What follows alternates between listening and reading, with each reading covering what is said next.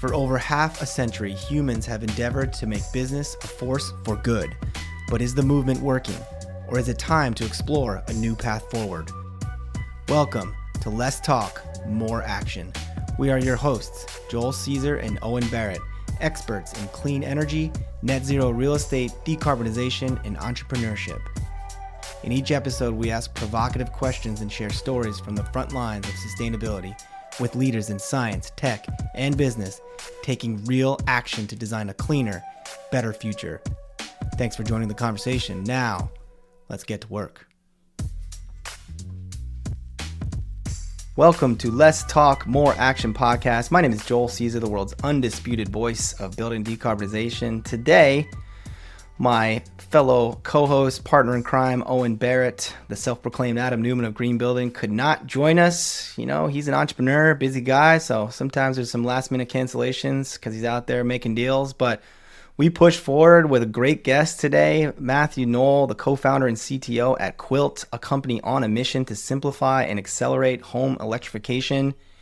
You know, it might have been for the best Owen wasn't here. Of course, Owen always has great insights and he's a brilliant guy. But, you know, I definitely, between the two of us, have been the one spending more of my career in the world of heat pumps and building electrification. And so I knew this company well, Quilt coming in. I never met Matt, but what a fascinating guy. Also some cool background to the moonshot stuff he worked on at Google, which I would have loved to ask him more about. But we wanted to dive deep into everything Quilt's doing, this awesome vertically integrated hardware, software, climate tech company disrupting this huge legacy industry, the HVAC industry. And I learned a ton, even though I thought I knew a little bit about Quilt. And I think it's a really cool product and we're going to be rooting for them. And I look forward to our audience learning more about the product as well and Matt's cool story. But before we get into that, there's not really a segment here, but because Owen's not here, we're not going to do a bit. I'm just going to say that you'll see this in the pod.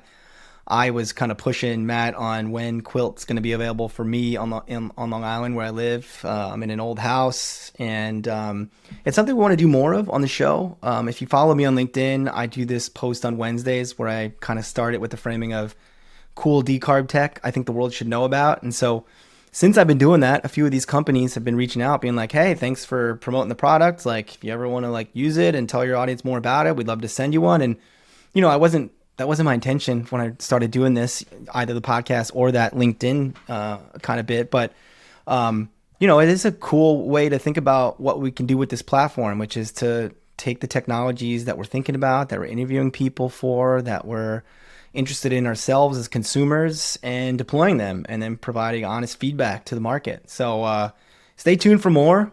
You'll hear in the podcast that I kind of have an embarrassing carbon footprint HVAC system here in my home in New York, but something I'm thinking a lot about addressing soon, and maybe Quilt can be that product. And if it is, I'll document the whole process here on the show, and hopefully that'll be a great way for the market to continue to learn more about products like Quilt.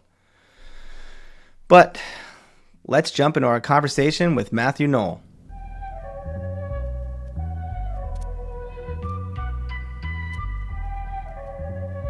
Joining us today is Matthew Knoll, co-founder and CTO at Quilt, a company on a mission to simplify and accelerate home electrification. Matt leads engineering at Quilt and has built his career at the intersection of hardware and software. Matt was most recently an engineering leader at Tidal, the Google X moonshot, using robotics and AI to improve ocean sustainability.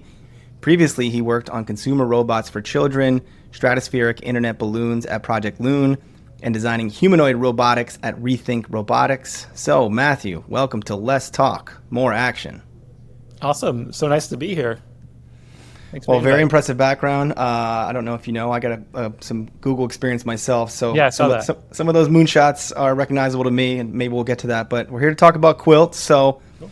We like to get right to work on the show. We ask all our guests the same first question. Matthew, how are you taking action to make the world a better place? Well, I mean, I co-founded Quilt. We're helping people electrify their homes, get off of burning oil and gas to heat their homes. And to do that, we're just trying to build better heat pumps. So people are excited about adopting them. And then, you know, personally, I'm on that electrification journey myself. I live out here in California, and, you know, I've really pushed to get all the gas out of my home and out of my cars and make sure that my family's kind of living a fully electric life. Very cool. Well, I invited you guys on the show. It's a company I've been following for a while. I led electrification strategy. It was under the umbrella of net zero program management at Google for the real estate arm of the company, so RUS. But while I was there and we were focusing on decarbonizing Google's real estate assets, their office, this wasn't data centers, electrification was the primary kind of focus, core strategy. How much of our buildings could we get gas out of? So I've been spending years thinking about electrification, and I remember hearing Paul, the co-founder, right, on another podcast, and this was when I wasn't aware that he was ex-Google. So all that to say, again, like I want to try to bring as much of the story to this podcast and our audience as possible because I know a little bit about it. But let's start there with, look at you guys both come from Google. You're working on crazy, innovative projects to try to save the world in different directions. Why heat pumps? How did you land here? Oh, yeah. My background's a lot of hardware, software. I think the last project I was doing at Google, you mentioned it, AI for fish farming. That was basically to make salmon farming more sustainable. I think in that project, realizing, my background's mechanical engineering, the best problem I could be trying to solve is climate change. As a mechanical engineer, it's an atoms problem, and and using my mechanical engineering skill set was the way to do that. And I met Paul at Google. I was in a incubator within Google that Paul was helping to run. I led a big project there on the robotics side, and what was that incubator called? It's called Area 120. Area 120. Okay. Yeah. It's kind of like Y Combinator within Google, and you could pitch projects, and Google would fund it, build a team, and you get to work with all the amazing technology Google has. So I applied for one and got rejected, so I know how difficult it is to get through. But it's very cool. It was difficult to get in, and I had a lot of fun building a company there on the robotics side, and just being able to leverage all the keys to the kingdom and within Google there a bit is quite cool. And after that, I was Untitled, and Paul actually approached me about heat pumps. He was on pat leave and started thinking about climate change and what he could do there, and kind of just stumbled upon heat pumps as a place where great technology, the core fundamentals are mature, the products just aren't that great, from a tech design software point of view. And reached out to me as a hardware person within Google, and just made sense right away to me. It was clearly mission aligned. The mission is really simple: place your furnace with a heat pump. If we sell more heat pumps, that's better for the world. Often at Google, you're trying to figure out how what you're working on ties to the mission, and here it's super straightforward. If we're a better business, we're electrifying more homes. And then the other aspects was like it was a growing market. We founded this before the IRA, before the Inflation Reduction Act, but that was incredible tailwinds for us. And when did you found it? Like, when did you guys get together and say we're starting Quilt? I think it was about, we started talking, spring of 2022. Wow. And the funny thing is, like, I was actually getting ready to have my first kid that year, and about to go on pat leave, and Paul was coming out of that. So that's when we first started talking about it and got going that year. But it was really cool. And then the last part was like, these products are fun to work on. I have them in my house. I like working on things that are hardware and software, and this was just kind of right up my alley of like, hey, we can build a great team here. We can build a great product. Let's do it. That's kind of how it started. It's very cool. So let's take a step back again, just really illuminate what Quilt is. I'll try to say it in my version, and then I'm sure you'll probably correct me with the best way to say it. But you're working on ductless mini splits predominantly, right? So these are systems where you have a heat pump unit outside, and that's creating cool air or cool refrigerant and warm and hot refrigerant, and it's sending that through small pipes, ducts into the building where there's air handling units like the one right behind you. Yep, there's a unit right here. You might call that a register or an air handling unit. Yep. And then that's what's taking that refrigerant that's been preconditioned at the outside heat pump, and it's sending it into the room. And we could talk about lots of reasons, like you alluded to here. Like it's good technology, the fundamentals of just heat pump, like the idea of how we are, just moving heat around instead of the typical ways we've done air conditioning over the course of the last 100 years or so. It's just an efficient way to do it. But okay, all that to be said, maybe correct me if I said anything wrong there. But then, how is Quilt kind of fixing what you said were the bad products part of this? Yeah, it's a great point.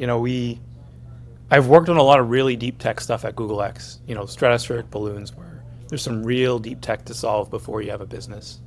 Here, like the fundamental deep tech heat pumps, they worked. And it was really about how users adopted them. Starting with the most obvious thing, you've probably seen these mini splits in other places. They don't look this good. They're usually these kind of white, shiny boxes on the wall. So design-wise, they're just honestly not great. People didn't want them in their home. Often, installer would mention it to a customer and they'd say, no way, right away. Even if it was a better fit for their home, it was more efficient, everything, they just didn't like how it looked. Yep. And, that was obvious. I got a personal story, which I'll get to, but keep going. Yeah. So, we had to solve design. I felt like that was table stakes in some ways for us. We have a lot of design DNA. The other ways were kind of how people use them. They use these really clunky, almost like TV remotes to control these. Yeah. And lastly, kind of the efficiency of the systems. You had these clunky remotes, and effectively a ductless mini split means you can have room by room control. So you can have one of these in each room, control each room separately, which is amazing. We'll get to that in a second. But because they were using these clunky remotes, it was just becoming a real user experience problem. Again, which means you're wasting energy. Mm-hmm. So for us, it was like design, UX is super important. We have a beautiful thermostat and app, and then a lot of it comes down to actually smarts. So a lot of our teams coming out of Google and Nest and figuring out how to build a vertically integrated product where we could add a lot of more smarts into that. And we'll talk about like our occupancy sensing, which can super accurately detect occupancy in a room and turn units down. It seems like a simple thing, but that saves a ton of energy. And to do that well is not easy. We had to kind of invent some of that technology. I'm sure. Well, let me quickly, touch on my own personal story here, which is, again, why I'm so interested in the product myself, personally, as a consumer. I live in New York now. I'm in an old house, and we'll talk about that in a second because I got lots of questions of when Quilt's coming to New York. But I owned a home in LA, and in 2018, I bought this house. It was a California Craftsman, built in 1911, fairly small, reasonably manageable project, 1,300 square feet. And those houses built in the middle of LA in the early 1900s, they were meant to not be conditioned. They're designed with lots of windows and airflow, and obviously LA can be a pretty moderate climate most of the year. But my wife was pregnant, and it was super hot, and maybe climate change is making everywhere hotter, and we decided we need air conditioning. And I was running the green building program for the city of Santa Monica at the time, so I was a pretty knowledgeable, you would say, like energy customer, probably more so than the average person. And I was like, we're doing ductless mini splits. This is the most efficient thing. Like, you got to do it. This is the best way to heat this house or cool this house and heat this house. And then when my wife looked at the register, she was like, no effing way. We're not putting that thing in our beautiful, my like minimalist design California Craftsman. And I ended up winning the argument just because I was like, look, this is my job. I can't be putting some kind of archaic, boiler system in or even ducted system. I was like, this is what we got to do. But she wasn't thrilled with it. And I won't name the brand we use. It's actually really cool. The good technology, like you said, like it's a good efficient way of heating and cooling our house. But my wife didn't like the way it looked. And then the remotes, it was such an experience for me. I hated that it was so dumb. And I'm using air quotes for people listening. There was no ability to have the rooms communicate with each other, no ability to understand occupancy, no ability to participate in maybe some utility-based demand response system. And I was like, this is an electric technology. Why the hell can't this be smarter? And that was 2018. And so, you guys come along and say, we're going to solve all those problems. So, I don't know if you have a response to all that, but it sounds like you guys were, thinking about all those pain points as you built the company from scratch. Yeah, I mean, we're really trying to design a product for the U.S. market. I mean, honestly, part of what you're probably seeing is like the industry hasn't really moved, and the ductless mini split comes out of international Asian markets, and they're just different experiences in how homes are built there and what people grew up with. And For us, it was like, how do we build a product that we'd want in our homes, and kind of what we had expect from a tech and design point of view. So, Well, cool. Let's transition to, I think you alluded to this in your last answer, this vertical integration. I follow climate tech closely. I've advised companies. I invest on a few. I'm working for a software-based company now. It's hard to build a hardware company. But I'm sure you're going to answer this with, like, we were Google guys and we got Nest people, and like you alluded to already, this is something you've done, hardware, software. But, I guess just like, one, tell us why you felt you had to be vertically integrated, and then, how describe maybe your incredible ability here to go from 2022 to like now you're selling quilts across California and maybe more places. Yeah. So, yeah.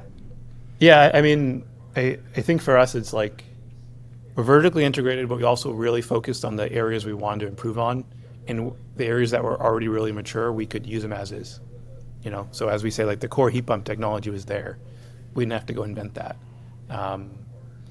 And I think the vertical integration just it's everywhere in how we solve problems.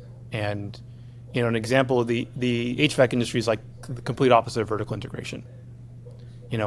Carrier makes your AC unit, Nest makes your thermostat. If you want a zoning system, that's made by Honeywell. If you want a filter system, it's someone else.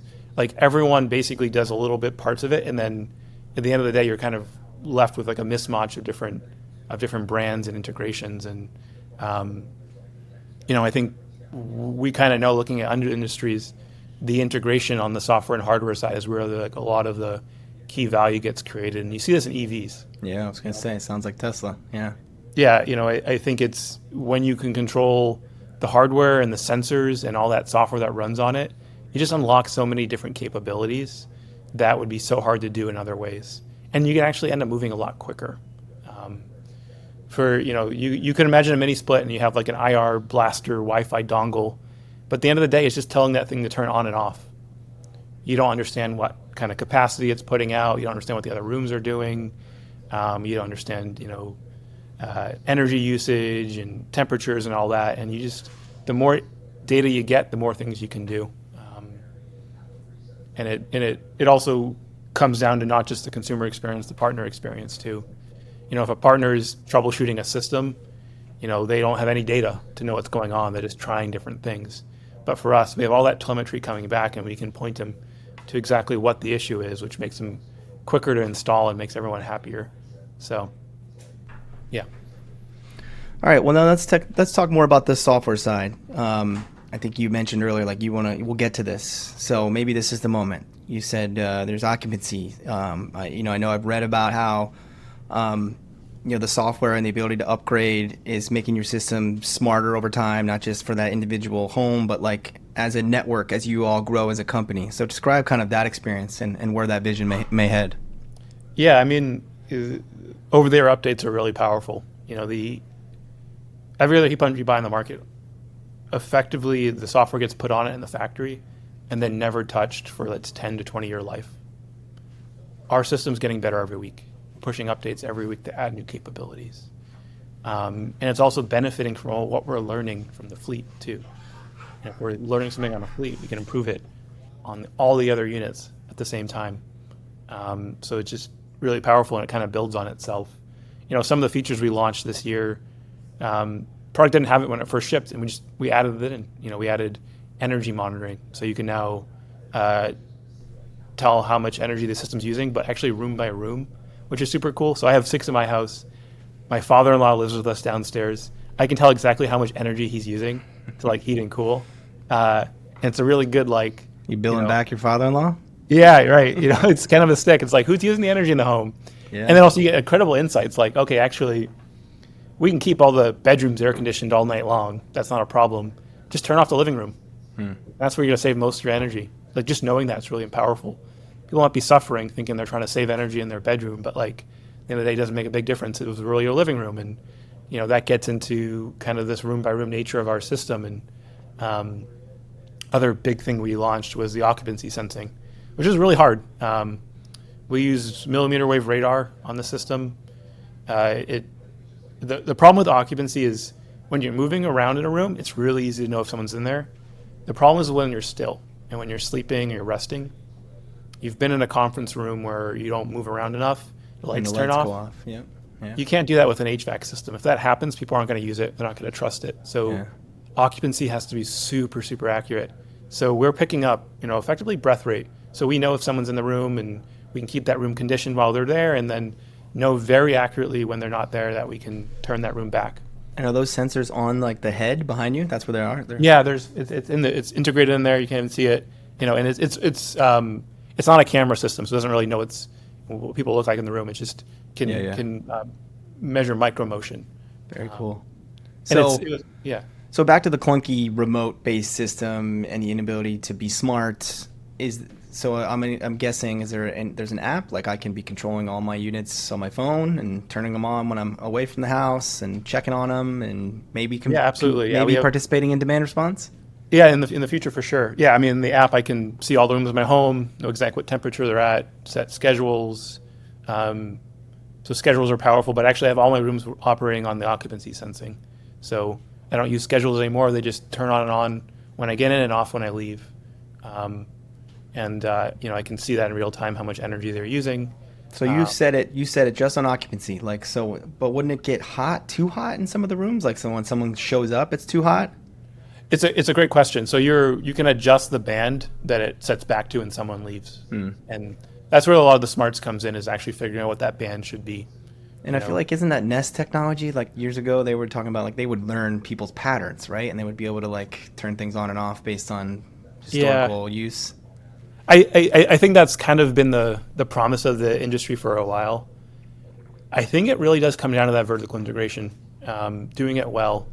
Effectively a Nest thermostat is in a home, you have one on the wall. How do you know if you can sense a person in front of that thermostat? That's great, but there's 10 different rooms in your home.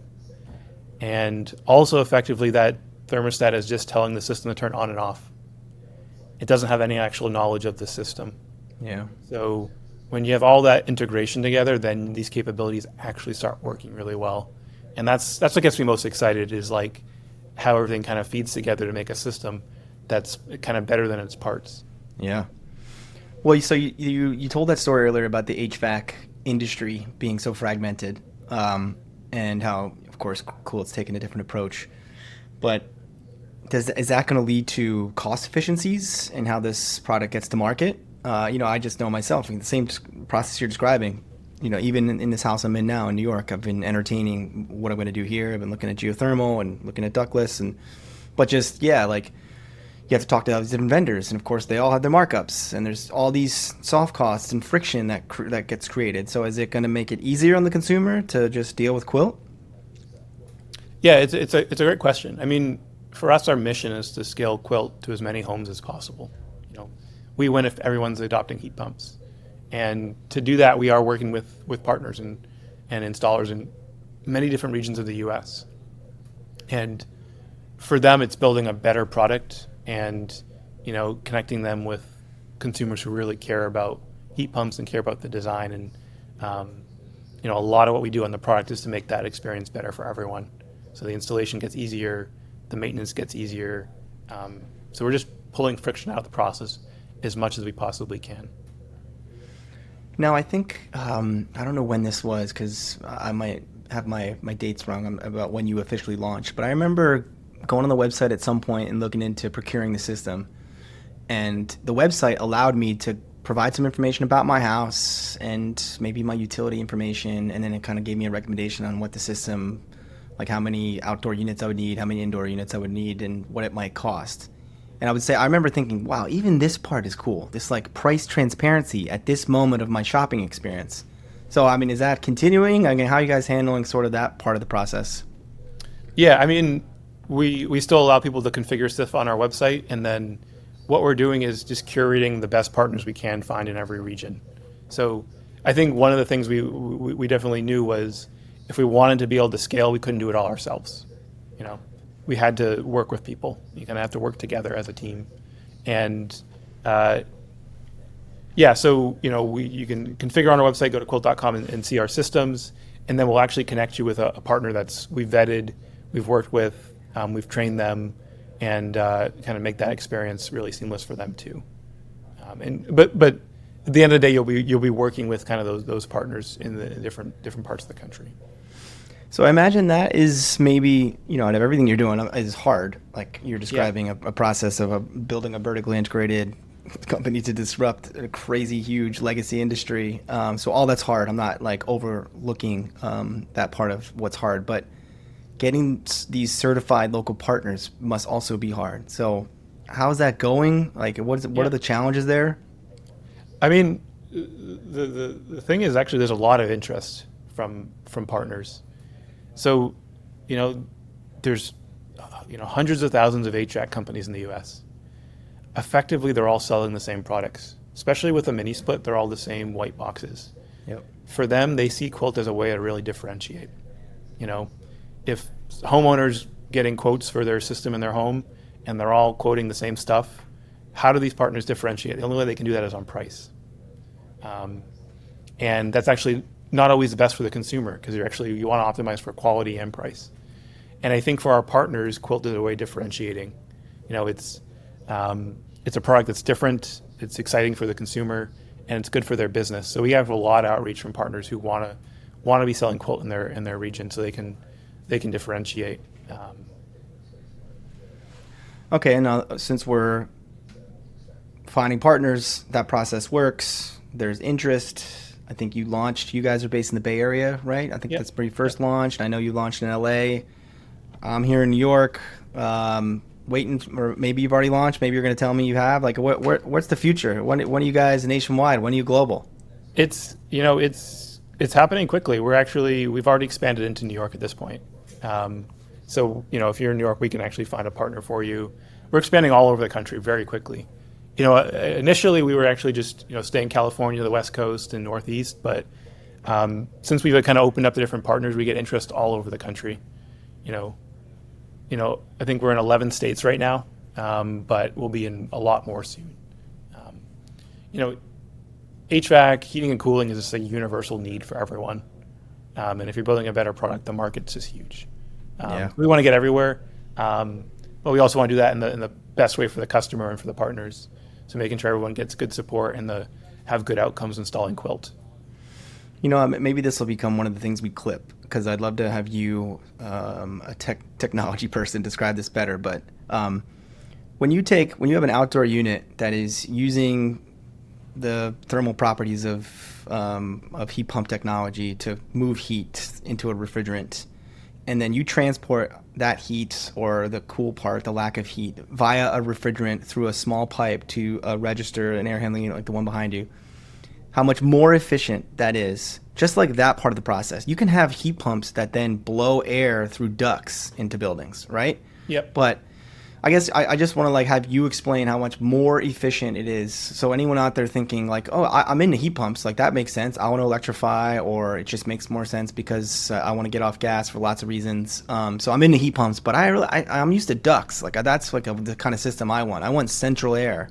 Mm-hmm. So we talked about there's lots of value propositions of Quilt here, but like just that part of like the efficiency of distributing the heat or cool through a refrigerant line instead of air through ducts. Yeah.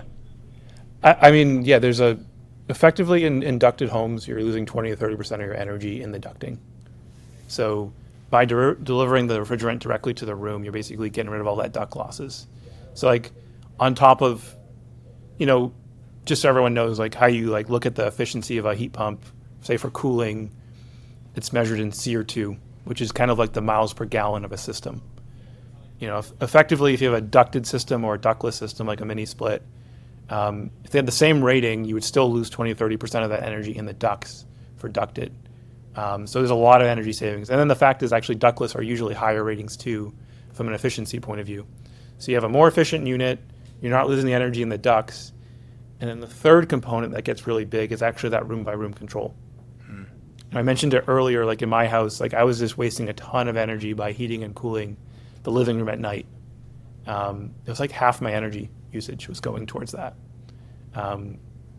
So being able to turn off those rooms where no one's in there, huge energy savings. I mean, it's going to depend on the home, but we're seeing 30, 40, 50% energy savings just by doing that versus conditioning that entire house. So yeah, there's a lot of energy savings with ductless heat pumps, from the equipment to the duct losses to the room to room control. The other thing we really see is like in some areas where electricity costs are high, gas prices are low, people can still be saving money with Quilt, and they might not be saving money with other types of heat pumps because we have all those other efficiencies that stack on there. That's just the efficiency story. There's also the whole comfort story too of a ductless heat pump, which is controlling the temperature in each room is actually really magical. I used to argue with my wife about the temperature in the kids' room or in our room, and before, like, we wouldn't even run the AC at night at cold because we didn't want to condition the entire home. Now, because we can do our bedroom, we're much more comfortable at night. We can look in the kids' rooms and see their rooms are also at the right temperature. That's really powerful. People don't realize how big that is until they get a Quilt system, but then once they have it, it's like, how did you live without that? So, that's a great point. Well, Matthew, I'm sold. I'm here in New York in an old house built in the 1950s. And, I claim, when you watch the show at the intro, I call myself the undisputed voice of building decarbonization. And yet, I'm going to admit here on the podcast, I am heating my house with oil. So a lot of these houses on Long Island were built with oil. And in the summer, right behind my laptop here, I have a window AC unit. So it's like, I have about as dumb and as inefficient of a heating and cooling system. But I've been really... like probably a lot of people that are choosing HVAC or are making these kitchen table decisions, waiting for the right technology, waiting for the right moment, thinking about incentives, all these different variables. But I think I mentioned to your team when we invited you guys on the show, I'd love to be a consumer here in New York. And I'd love to tell our audience about the process. And I'd love to have a nice quilt head that looks like my wood paneling back here. So I look forward to Quilt's continued expansion here in the Northeast. Yeah, absolutely. I want to figure that out for you. I mean, it would be a great home for it, especially coming off of oil. Like, you're going to save a lot of money. I mean, oil, just for so many reasons. Again, I'm a climate sustainability professional, so that part of it's just absurd. But yeah, it's crazy expensive. Like, it's just nuts to be heating houses with oil. No, we'll have to make sure you get a great system installed. Very cool. Well, Matt, I think we're going to have to wrap up. It's been a pleasure. I've learned a lot. I'm sure our audience will learn a lot. I'm sad Owen couldn't be here. He's talks a lot about solar. He lives in the world of solar. But last year, actually, I was at a company called Block Power, and Block Power's mission was heat pumps only. We were trying to work on low-income housing predominantly as an asset type, and mini splits were a common product that we recommended. And Owen and I would chat a lot about, like, okay, Owen, you're so focused on solar, but the heat pump and solar, of course, are a great marriage. I'm sad he couldn't be here to learn more, but hopefully I'm sure he'll watch the show and he'll learn a lot himself. But yeah, it's been great to have you. And we always finish with the same question here with our guests. So, Matt, you guys, you said during paternity leave at Google, working on all this crazy stuff, decided to start a climate mission-based home energy company. So you're definitely someone who lives by a mission. But those of us that have been pursuing this work and working in technology or policy or all the different angles you can try to attack the climate challenge with, there's also a lot of negativity and pessimism and news cycles that can make us feel like this is an uphill battle. So what gives you hope for the future, Matt? I think for me, I think the biggest push to adopt sustainable technology is actually the economic side. And the thing I come back to every single time is look at Texas. They're adopting more solar than anywhere else in the country. And they're not doing that for ideological reasons. They're doing it because it's better business. It's a cheaper way of producing electricity. And that gives me a lot of hope. Similar with heat pumps, they're a cheaper way to heat and cool your home. So doesn't matter kind of where you sit on climate change and all that kind of stuff. Like, if you build better products that are less expensive, people are going to adopt them, and that just makes me hopeful for the future. It's really well said. I actually posted on LinkedIn today. I quoted a Tom Steyer post where he was talking about this recent podcast that Ezra Klein did about where the framing was, is decarbonization dead? And one of Tom Steyer's quotes in his sort of rebuttal to this was, when you make it easy to build, and I think he meant that generally, build anything, clean energy gets built. We've reached that moment where, to your point, the economics, and Texas is a great example. Like they're just kind of deregulated against like let the market build stuff, and look what happens. They're building a ton of clean energy there. So it's like couldn't agree more. Yeah, and Tom Snyder's great. He's actually he's on Galvanize, one of our investors. So very cool. Following him. Yeah. Well, Matt, thank you again for joining. Thank you to the Quilt team. On behalf of Let's Talk More Action here, we're going to be rooting for you guys, and we'll continue to celebrate your work. Can we plug anything? I mean, where people quilt.com, or what's the website, or is there social media people we should follow? Tell us how to find more information about everything you guys you can go to quilt.com. I think we're on Instagram, Meet Quilt. You can see like all our systems in a lot of homes. And we're just expanding to a lot of states right now. We're in 11 states. Go to our website, take a look. We'll try to get Quilt to you soon. Very cool. And appreciate you having me on there. It's been a really fun conversation. You got it, Matt. Well, thank you again. And thank you everyone, all our audience for joining. You can find Owen and myself also on LinkedIn, usually actively antagonizing the more talk, more complaining sustainability crowd. You can find this podcast and more great content at letstalkmoreaction.com. If you like the podcast, please subscribe, like, and share with your friends. And until next time, we encourage you to ask yourself, what are you doing to take action to make the world a better place?